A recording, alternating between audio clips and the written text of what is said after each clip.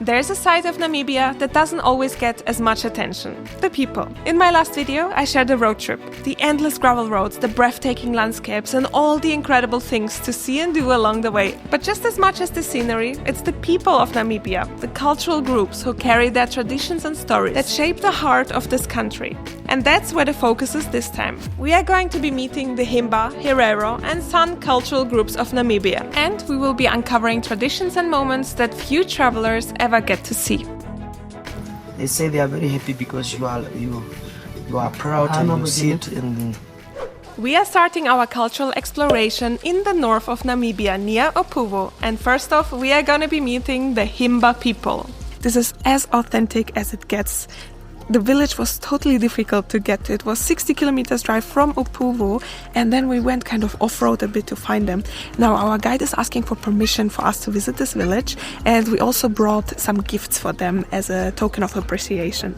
After a short conversation between our guide and the local leader, we were given permission to enter the village and spend time with the people living there. It felt like a real privilege, being welcomed into a space that isn't set up for show, but is part of everyday life. The Himba people are one of Namibia's best-known indigenous groups, and what makes them so unique is their deep connection to tradition. They are semi-nomadic pastoralists, primarily raising cattle and goats, and have managed to maintain their customs, dress, and way of life despite the pressures of modern society.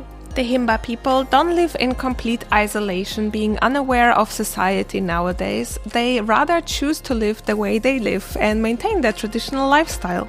Our guide helped us to translate our question to the Himba people and vice versa their questions to us. One question to start with really surprised me and was one that I didn't quite expect. Where are you from? From England. England. So you know what? Yes. Did you receive rain then? Rain? There's a lot of rain. It's something so simple and natural to us, yet in other parts of the world it carries so much meaning, often even becoming the first question people ask. Conversations like this make you pause. They make you think about what we take for granted, what others value most, and how those priorities can be so different and just as valid. One of the first things we saw the Himba women doing was grinding pearl millet by hand using stones. It's a slow, repetitive task that can take up much of the morning and sometimes longer every single day. The millet is turned into a fine powder, then cooked into a thick porridge. That's a cornerstone of their daily diet. Watching this process makes you realize how much effort goes into each meal and gives each bite really a whole new sense of value and appreciation. I was also given the opportunity to try myself at grinding pearl millet, and it is truly a difficult task that makes you quite tired, especially after standing for a long time in this bended position. So with the experience of having tried that myself, I have yet again another appreciation for this daily task the women perform. A beautiful aspect about the grinding process is that you will find it across the whole village, so it very much becomes a communal activity for people to sit together, chat, and perform that food preparation task.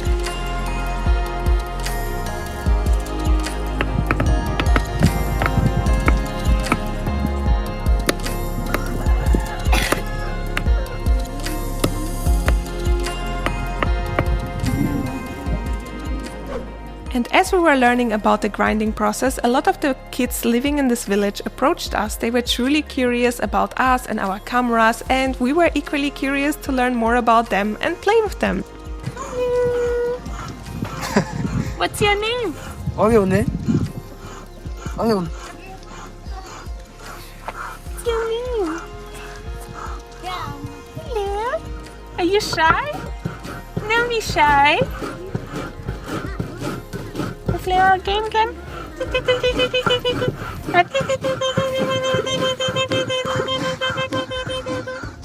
He's so cute.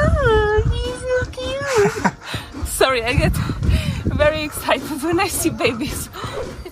There were a few more interesting aspects about the Himba people. One of the most striking things you will notice is their appearance. Himba women cover their skin and hair with a paste, made from butterfat and a red ochre. It gives their skin its natural deep red tone, which is both beautiful and symbolic. It represents earth, blood and life. Their hairstyle and jewelry also carry deep cultural meaning, often indicating age, marital status and social role. A special aspect about the Himba people is also that they do not shower, but maintain hygiene in different ways. In Himba culture, hygiene doesn't depend on water. Living in one of the driest regions on earth means every drop is saved for drinking and for their animals. Instead of washing, the women take daily smoke baths, burning herbs and standing over the aromatic smoke to cleanse their skin and clothes. They also cover their bodies with ojis, a paste made from butterfat and red ochre. It protects against the harsh sun and insects, but it also keeps their skin clean and healthy. It's a system shaped by the environment and it works. One thing that really surprised me was how much the children help, even from such a young age. I saw them joining in with the grinding, helping with the cooking and moving so confidently around the fire. At first, it felt unusual to see such small children so close to open flames. But then you realize this is their daily life. They grow up learning how to be part of everyday tasks, and those skills become second nature to them.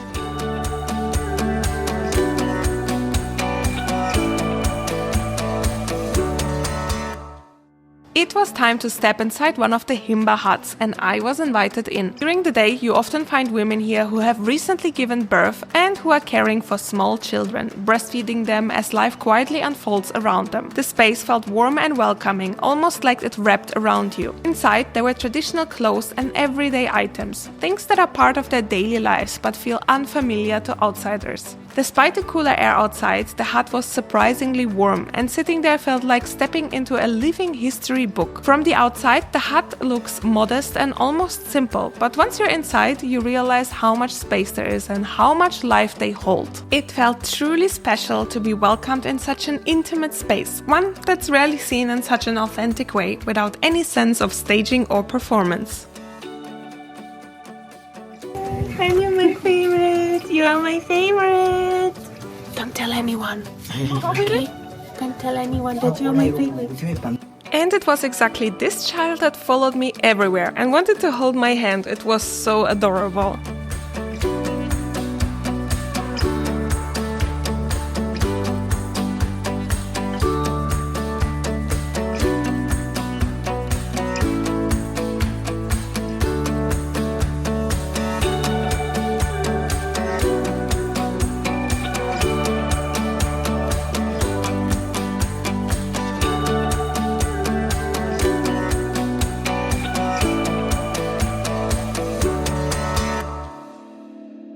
After walking around for a little longer and exploring a bit more, I was invited into a hut again with elderly women who sat on the floor, and I sat with them, not understanding anything they are saying, but just feeling the presence of this moment.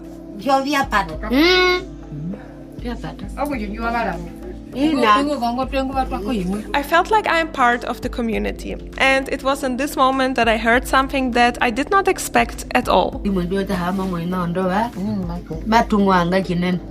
They say they are very happy because you are proud and you sit in Of course. things. But you don't worry about the okras. Of course, I liked what the woman said to me, but behind it was maybe a fear or self-conscious awareness of what others might think Himba to be. Dirty, not showered, not civilized. And me sitting between them was maybe a sign of relief that it is not everyone that thinks this way. Thank you very much. Oko Himba. Bye bye. Oh, sorry. Oko Himba. Oh, it's very low. Well, and with that thought, it was sadly time to leave. Before we left, we shared some gifts with the Himba as a token of appreciation for our visit. Simple groceries, including a large bag of flour. Seeing that much flour neatly packed from a supermarket really hit me. It made me think back to the grinding process we had watched earlier and just how much effort goes into producing even a fraction of what we take for granted.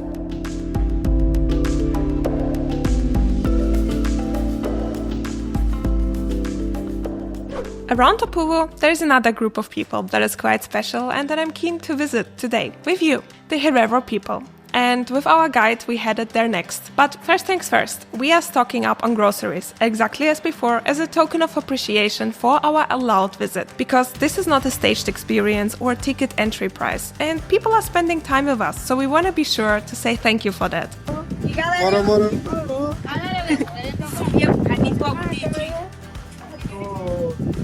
The Herero are traditionally cattle herders and are known for their strong sense of identity and history. What stands out most visually is the traditional dress worn by Herero women, colorful, voluminous Victorian-style gowns with horn-shaped headpieces. The style dates back to the German colonial period and has since become a proud symbol of their culture and resilience.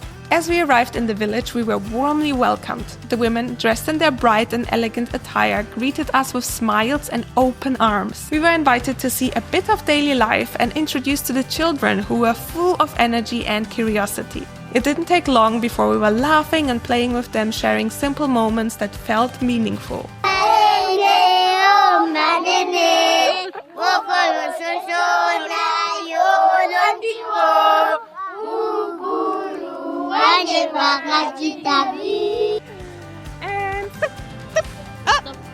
you moved.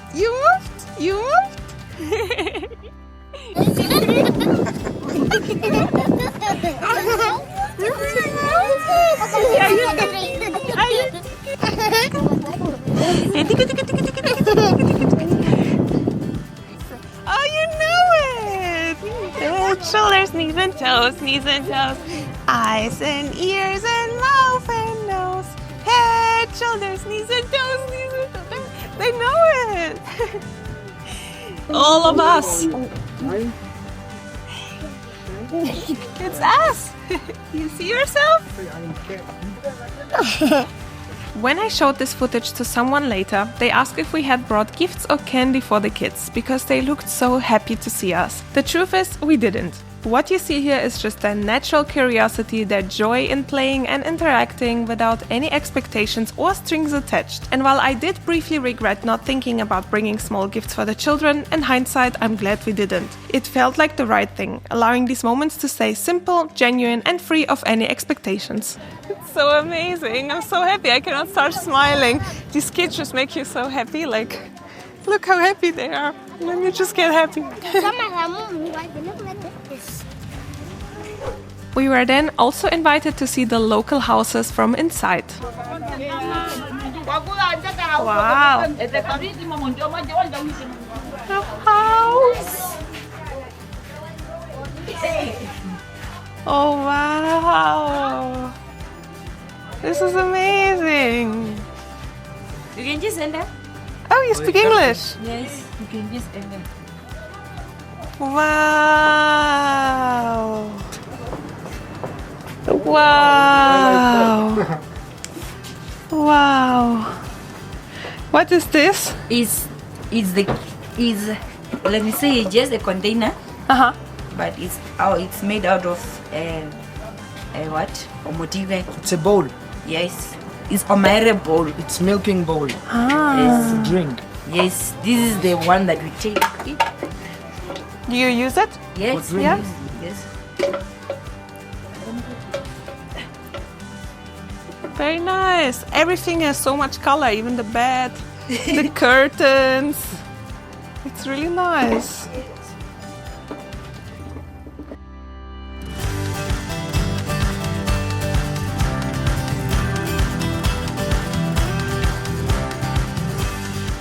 Are we going with you to the other house? Yes. So how old are you? I'm 25. 25. Yes. What time do you get married here? At what age? At what age? No, it's only up to you when you get some. Yeah? When you get your man, you can just get married. I really enjoyed chatting to this lovely woman. We were both in our 20s, and despite our different lives, I'm sure we have actually lots in common.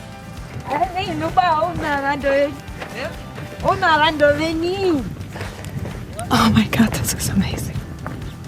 So now we have been welcomed to see another house. So so excited to see it. It's actually so cozy inside and so compact. I never saw these houses from inside, so this is very exciting for me.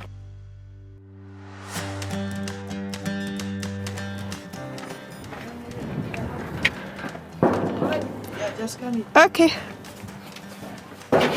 Oh, wow. So you live here? Yes. Oh wow, thank you for inviting us. Okay. Do you live here alone? No, with my mom. Nice. Yes. How many siblings do you have? It's only me, my daughter, and my mom. 3 of us. 3 generations. Yes. I'm only one. You're an only child? Yes. I'm also an only child. I'm here, so go. That's my baby. That's your baby? Oh, Yes, the girl. she's very cute. This is the baby of the lady that we just met that showed us her house.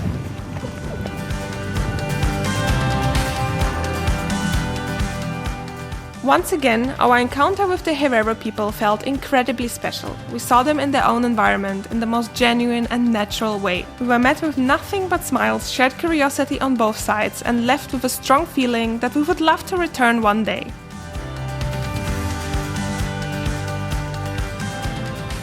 Next, we are visiting the San people, one of the oldest continuous cultures in the world. In Namibia, the San have lived for thousands of years as hunter-gatherers, deeply connected to the land and the rhythms of nature.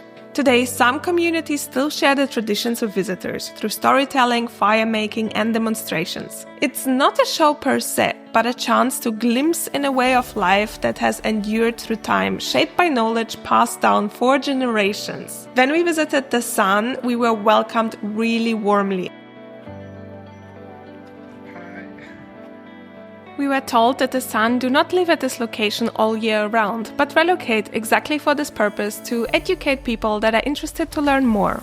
One of the most fascinating parts of the visit was hearing the San's click language in action. The language uses a series of distinct click sounds which are part of their everyday speech. It's completely natural to them, but incredibly unique to listen to. As they showed us how they make fire using traditional methods, they spoke to each other in this click-filled rhythm. We couldn't understand the words, but we could feel the connection and the ease with which they worked together.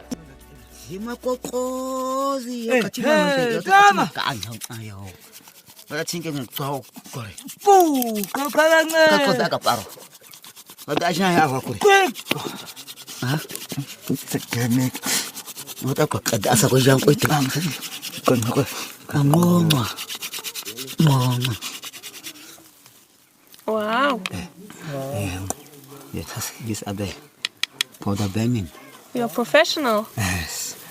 Now we cover it nicely. Of course, we were also allowed to hold the sticks with which they made a fire. To be honest, I'm not sure I could do the same, so I really appreciate the skill behind it. Next up, they showed us how they used this plant to create a type of string through a series of actions that they perform with this plant. Never seen that in my life either, but the string at the end turned out super strong. And then the string is quickly repurposed for hunting purposes. So, that is how we normally used to make ropes out of plants. Next, we are learning how to build a trap to catch a local bird. The technique behind it is really cool, and I'm very happy we learned these life skills here. Not sure I can do the same by myself, but at least I've seen it. Then you need to cut a small flexible branch, then you dig it in. In the front here also, you need to cut a small flexible branch, bend it, dig it in. Then you can also cut a certain stick, then you can leave it. Then you still proceed to building others. After you finish, then you go. And then we can see a real life scenario being played out right in front of us. Wow. I love that one of the men here appreciated the skills of the other one so much. We proceeded to see more of the camp itself, but my goal was a different one. I wanted to see the kids. Don't get me wrong, I love to learn about all the life skills, but I want to meet more of the San people, the women and the children. This is not a common thing for the San people, but I asked and they agreed to it, which made me very happy. However, the San people are mostly undressed. For me, that's not a problem, and for their own culture, it's equally absolutely normal. But for YouTube guidelines, it's a little bit of a problem. Oh, you're so cute! Oh, careful, careful, careful! Wow! Oh my God, you're so cute!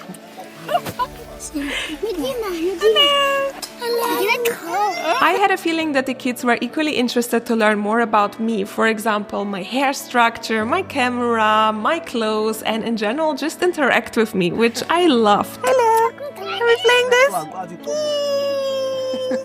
What's your name? What's your name? My name is Kushe. Kushe? Yes. My name is Rita. My name is Arlie. Kushe? Nice. Oh wow, that was love.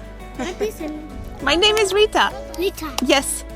Have you met another Rita before? Yes. Well done. Yay! We're jumping. You can jump higher than me though. Oh, you're so cute. Oh. Taking a picture. Picture? Towards the end of this truly amazing encounter, we were even lucky enough to see the group dancing and singing together.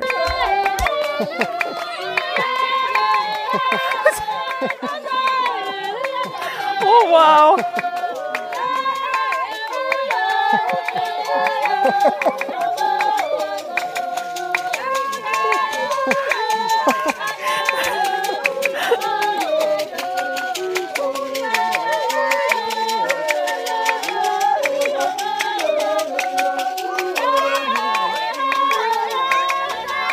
Meeting all these cultural groups has been truly enlightening. So often, we are guided by prejudices, shaped by media, outside opinions, and warnings about how things or people might be. I believe it's important to meet the people of a country yourself, to speak with them, learn from them, and from your own understanding, especially those who still live in their traditional ways and choose to preserve them. That in itself is something to deeply appreciate. So, with that, thank you so much for watching this video. If you have enjoyed it, please be sure to hit the like button to support me and so that others can find it as well. And I will see you in the next one. Bye!